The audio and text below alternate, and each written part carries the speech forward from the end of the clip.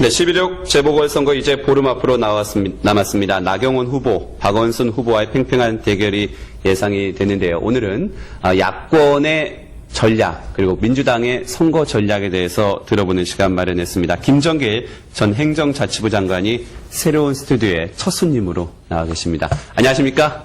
반갑습니다. 저희 스튜디오에서 첫 방송을 하는데 첫 손님이십니다. 예, 그렇습니까? 예, 좋은 얘기를 기대해 보겠습니다.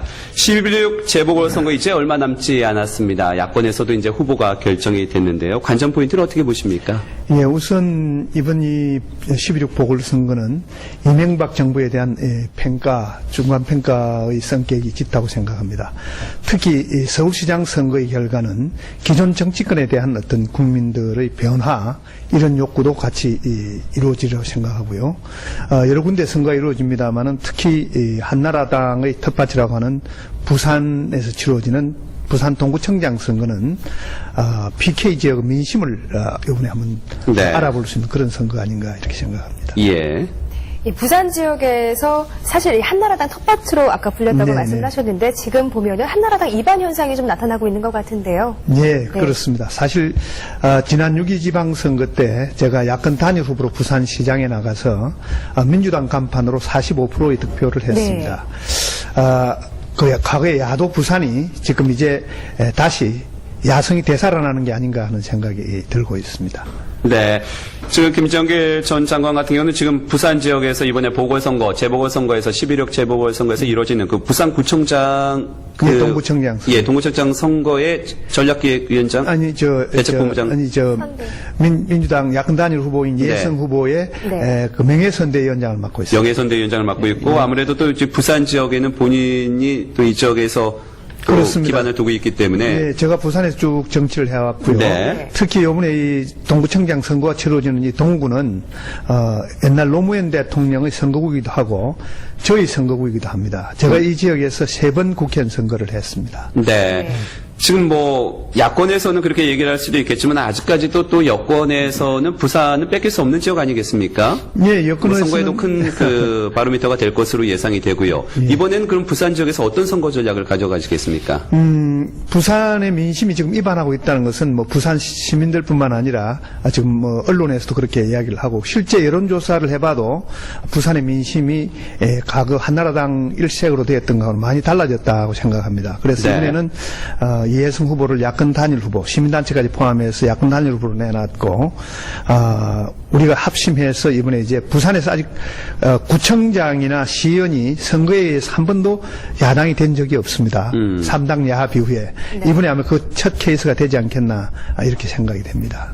네. 현재 판세로 보면은 야권의 판세가 어느 정도 나옵니까? 지지율이? 지금 뭐 각종 여론조사들이 있고 각 정당에 따라 조금 다릅니다만은 우리가 지금 무슨 조금 우세한 것으로 지금 나타나고 있는 걸로 알고 있습니다. 네.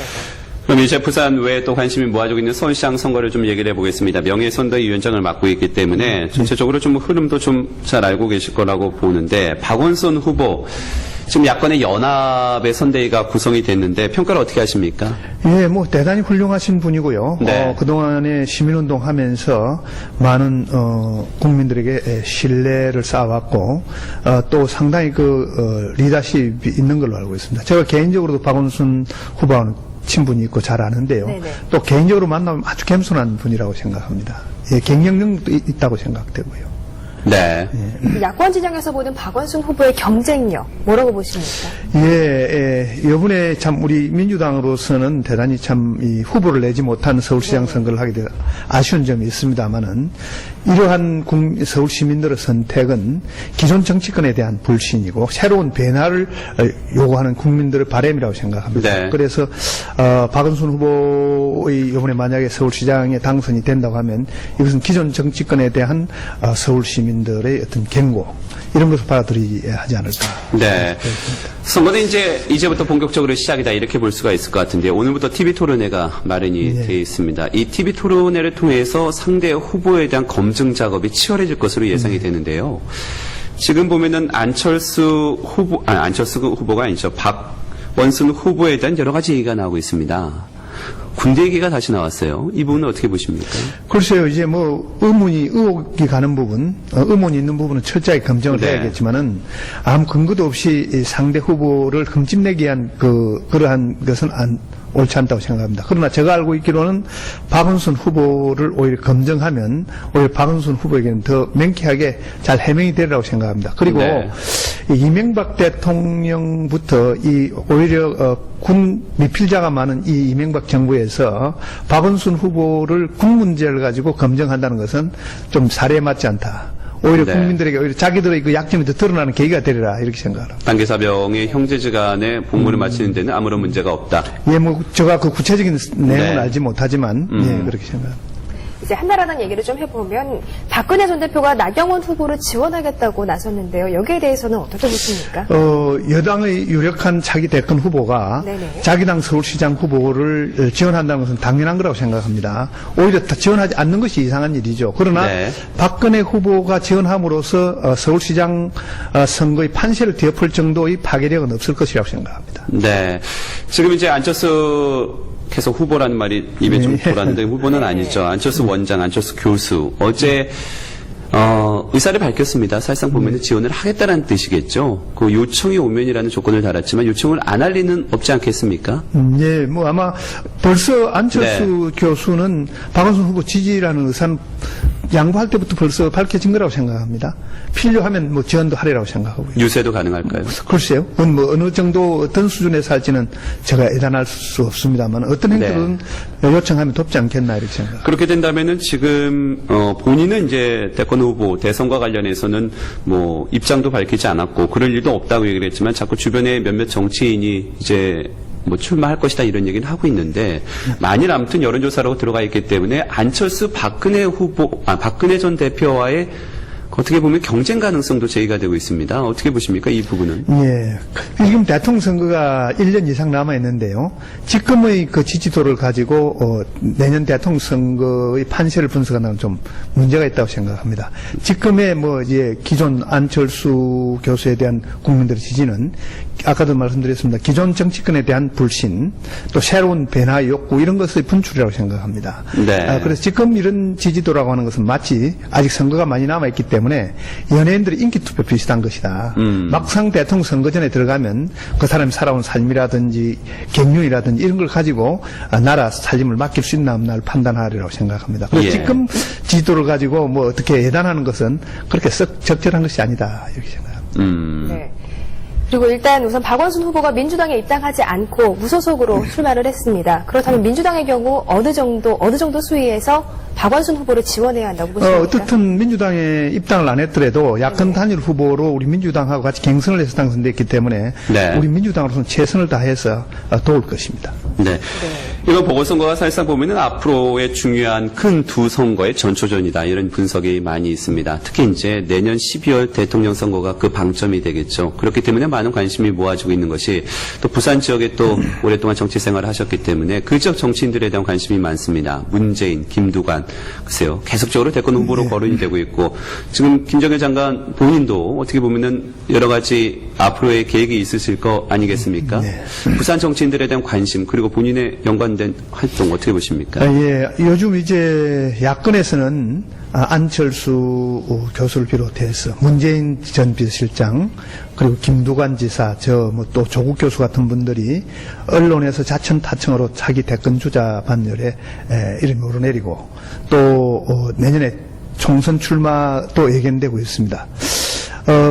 많은 이 과거에 없던 이 야권의 유력한 대권 주자들이 PK 지역에 있다는 것은 네. 그만큼 PK 지역 민심이 지금 요동치고 있고 또 변화를 바라는 중심에 그분들이 있다 이렇게 생각이 됩니다. 저 자신도 지난 6월 12일 날 강주에서 출판 기념회를 했는데 그때부터 언론에서 사실상의 대권 출마 선언이라고 쓰고 있습니다. 내년 총선 결과에 따라서 PK 지역이 많이 달라지고 대선에도 영향을 미치리라고 생각합니다. 네. 근데 이 대선의 경우에는 현재 친노 세력들이 야권 곳곳에 퍼져 있지 않습니까?